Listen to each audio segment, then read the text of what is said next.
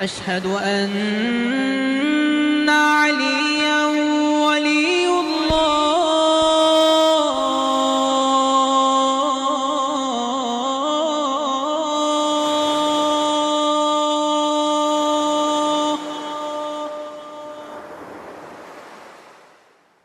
Charity is one of the pillars of Islam.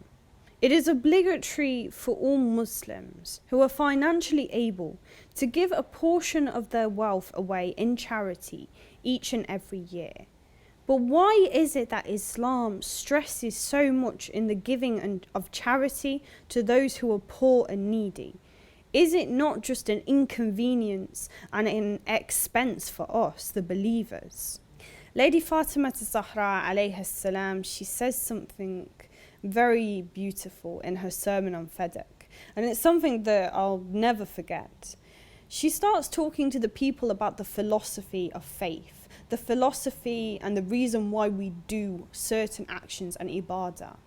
She says to us that zakat has been prescribed to you to purify yourselves and to increase you in sustenance.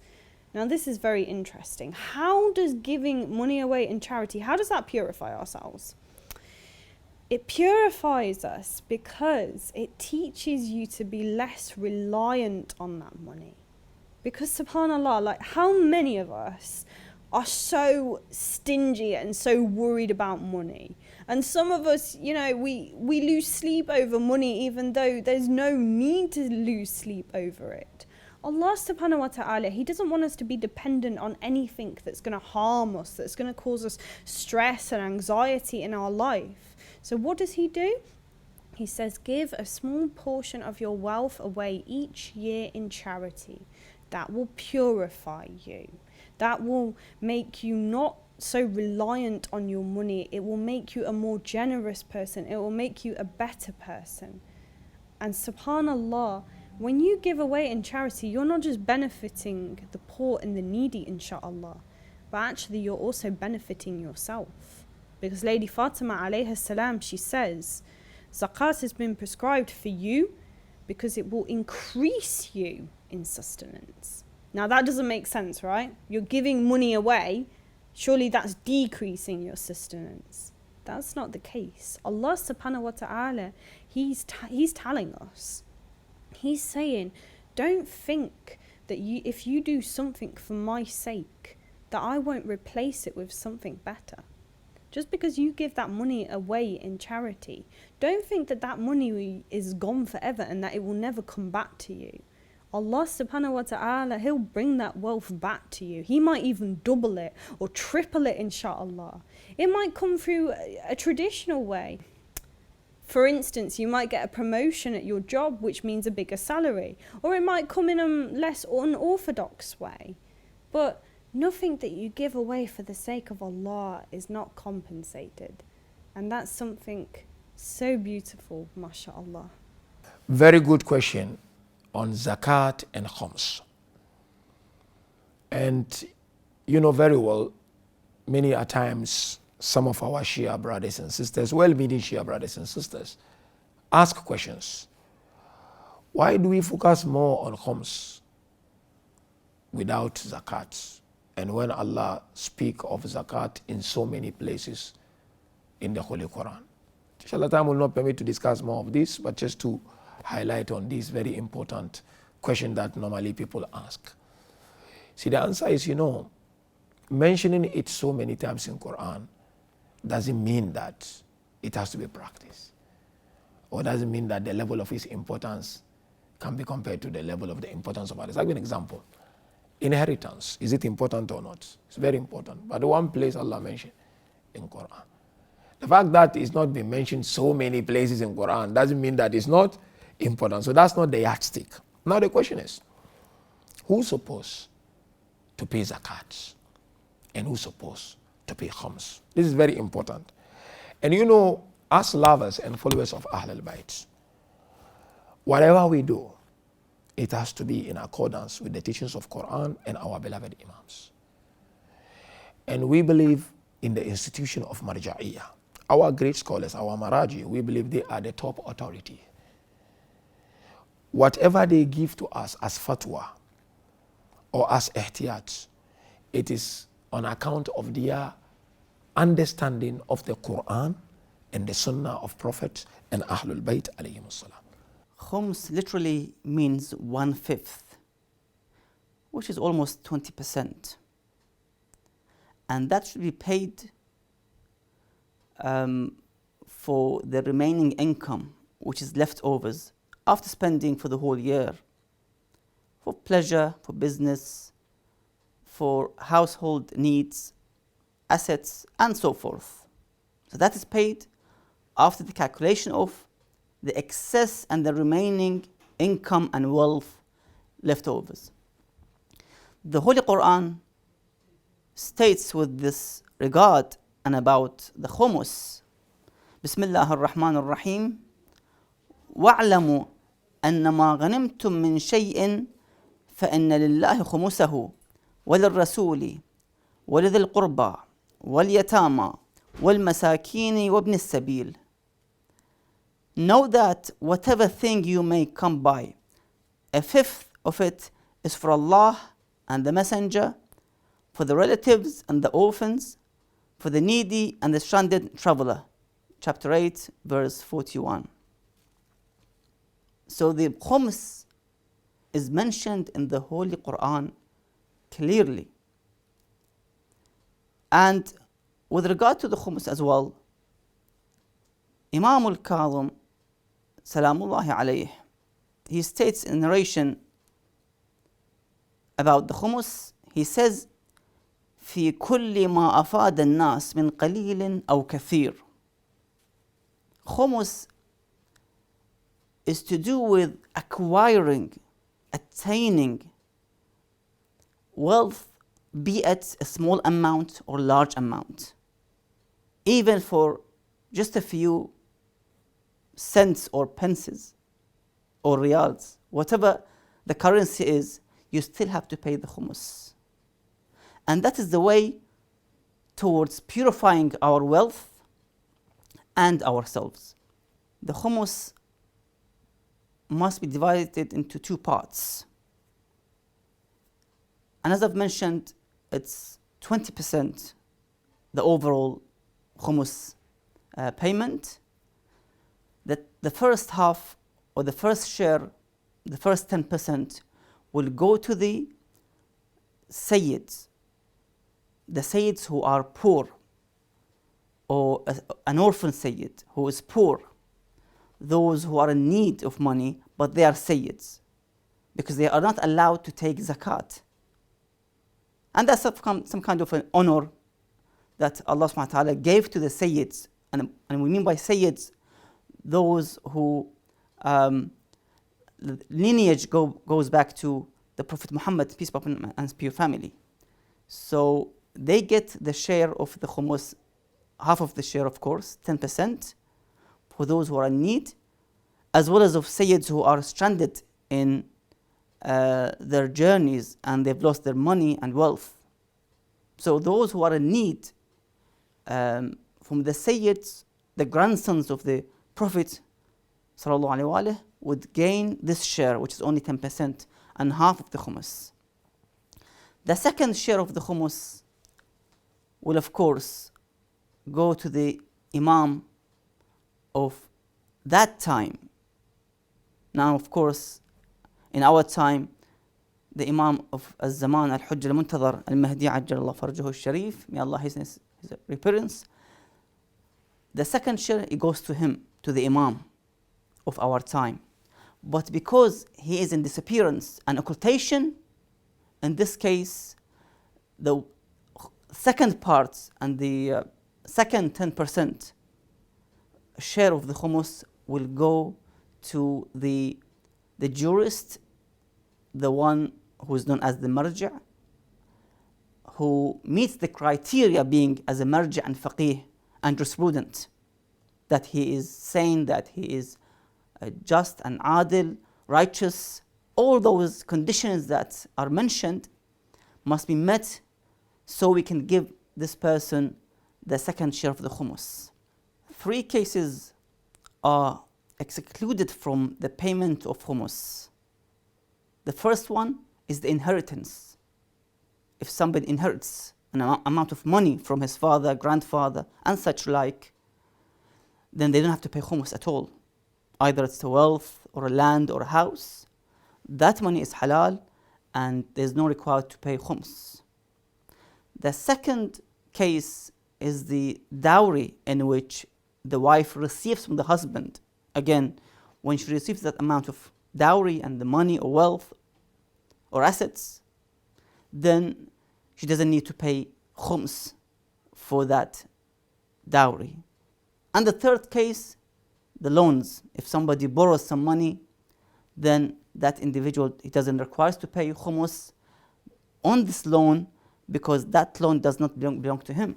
It's not his own money. So there's no need to pay khums for it. How do we work out our khums?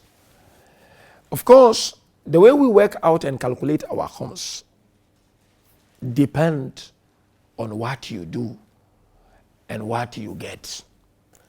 But the general ruling, let me just give you the general ruling, which is very important. Both khums and zakat, of course, are annual thing. You don't just start working and earning now and you want to take khums there and there. It has to be something annual. So annual, how do we go about it? This is very important for people to understand. The details definitely are there, written in the books of our maraji, our great scholars, or even if you can refer to myself or any sheikh that you have available with you, you can get the details. But let me give you the general outlook of how to calculate khums. Khums simply is total annual income minus total annual expenditure. So you have the total income, whatever comes, whether from work or from a gift, wherever it's coming from, so long as it's there. So that total, you minus your total expenditure. So expenditure can be traveling for holidays is expenditure, paying your children's school fees is expenditure, taking care of your guests is expenditure, meaningful expenditure. You minus it. So the remainder, what remains there, you don't give khums of all. It's only 20% of this, meaning you divide it into 5. One of it is khums and the rest is still yours. Look at how Allah is so merciful. Huh? Although people cry a lot about who have to pay khums, the remainder, 20% of it is khums, and the rest you eat fi sabilillah, is for you. You don't have a problem. So say for instance, after deducting your annual expenditure, what remains, say 100 pounds. This 100 pounds divided into 5. 20 pounds is khums, and the 80 you put it in your pocket and you enjoy it. And the whole money is halal. You and Allah, you are free. You don't have anything to worry about. So that is the issue of khums. But of course we have khums, those who are paying installment, mortgages. These are detailed discussions in the books of our maraji. But then who do you pay khums to? It's a very important question, especially we are living in the West. We are not living in Iraq, for instance. We are not living in Iran, for instance, where all our marajis are. Who do you pay? It's very simple, Habibi. To pay your khums is dependent on the direction or the directive of your marja. The marja that you are making taqleed of. We believe he is the authority to decide who to pay your khums to. Primarily, your khums should be channeled to your marja, according to our fiqh. Unless if the marja gives permission to someone to collect the khums on his behalf. So you have offices of our maraji in UK, in the United States of America, in Africa, in other parts of the world. Places they don't have offices, but they've got wakala. They've got representatives of those maraji. So if a person is known to be the representative of a particular marja, and he's got that ijaza, the permission from the marja, then khums can be given to him.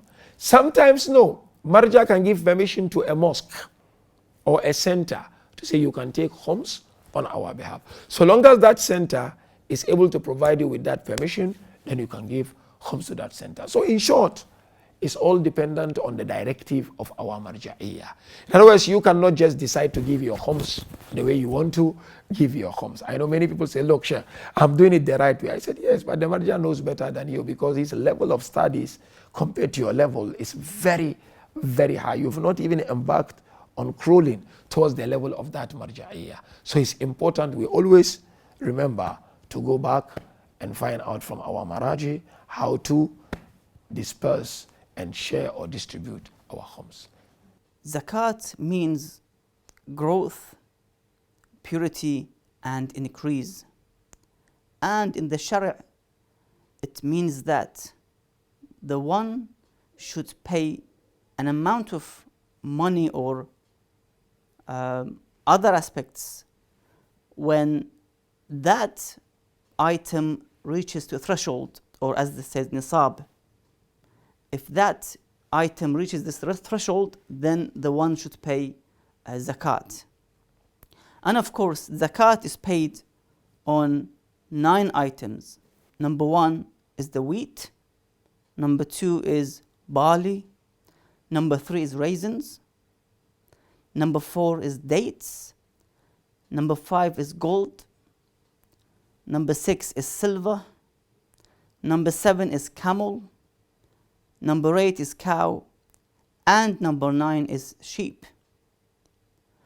Now, each category has its own amount of threshold and zakat percentage to be paid. With regard to the zakat of the crops, such as wheat and barley, raisins and dates, if they reach the limit of the threshold or the nisab, as in the fiqh mentioned, which is around approximately 847 kilograms, then the one should pay an amount of zakat of 5% to 10%, and that depends on how the land was irrigated and watered. So if it's done by the rain, then there's a specific amount. If it's done by pumping the water from the wells, that has its own amount of zakat, so between 5 and 10%. The gold and the silver also have their own thresholds, and that would come up to 2.5 to 2.6% again of the zakat of the gold. Now the 3 cattle, the sheep and the cow and the camel, if they reach the limit of the threshold, nisab, they also have to pay zakat. It could be 1 sheep or 2 sheep or 5 sheep. It depends on the amount that that person owns. The more they own, they have to pay more zakat, and so forth. The disposal of the zakat, again, in the Holy Quran mentioned, Bismillah ar-Rahman ar-Rahim, إنما الصدقات للفقراء والمساكين والعاملين عليها والمؤلفة قلوبهم وفي الرقاب والغارمين وفي سبيل الله وابن السبيل فريضة من الله والله عليم حكيم. Charities or the zakats are for poor and the destitute, and those who collect them, and for reconciling hearts, and for freeing the slaves in the time of the slaves, of course, and for those in debt, and for the cause of Allah subhanahu wa ta'ala, and for the travelers in need, those who are stranded, an obligation from Allah subhanahu wa ta'ala. Chapter 9, verse 60. So, we have 2 forms of zakat, if you like. So we have the obligatory and the recommended. The recommended are also of 2 forms. One is the zakat of the world, which we explained earlier on, and the other one is zakatul fitra, which I'm about to explain now. Zakatul fitra, you know the name, if you look at the name, fitra, meaning Eidul Fitr, because it is a zakat that you take out on the eve of Eid of Ramadan. Eid of Ramadan is when we conclude our fasting. when we celebrate the achievement of self-purification at the end of the holy month of Ramadan. The Holy Prophet of Islam, Muhammad sallallahu alayhi wa ali, is reported to have said, for the perfection and the completion of our Ramadan is the payment of Zakatul Fitr. In other words, if I do not pay Zakatul Fitr, of course if I'm capable of doing so, my fasting will remain hanging until it is settled. So number one, it is paid on the eve of on the eve of Eid, maybe a night before Eid, it becomes wajib. Some scholars said the wujub continues up until before Salatul Eid. What do you pay? You pay 3 kilos of the staple food. Because if you look at our teachings, the teachings of our scholars, they will mention like barley, for instance. They will mention like date, for instance. They will mention like wheat, for instance. If it is not a staple food within your community, our scholars in their fiqh allow you to give 3 kilos of that staple food. Why do we do so? What is the philosophy? The philosophy is that, Ramadan teaches us to also think of the plight of needy, those who are poor. Bibi Fatima alayhi salam is reported to have said in her khutbah, in fact, khutbah al-Fadaqiyah, that Allah made fasting obligatory upon us, لِيَسْتَوِيَ بَيْنَ الْغَنِيِّ وَالْفَقِيرِ, to bring about equality between the rich and the poor. So one of the philosophy of Zakat al-Fitr is that as you celebrate your Eid, don't celebrate it alone. Remember the poor and take out Zakat al-Fitr on his behalf. And that is why we are told, if you have a guest on the eve of Eid, it is wajib for you to pay Zakat al-Fitr on behalf of that guest. And if you are blessed with a newborn baby on the eve of Eid, Zakat al-Fitr is wajib for you as a father or the mother of the house to pay on behalf of that baby. But of course, if a woman is expecting and not yet delivered, Zakat al-Fitr is not wajib. In other words, it's wajib on all those who are dependent on you and those who visited you. So people said, no, I don't want visitors on the eve of Eid. I want visitors after Eid. But in short, this is what Zakat al-Fitr is all about. Just to reach out to people who are in need and to give them that comfort to be able to enjoy their Eid the way you will do with your family and your love. أشهد أن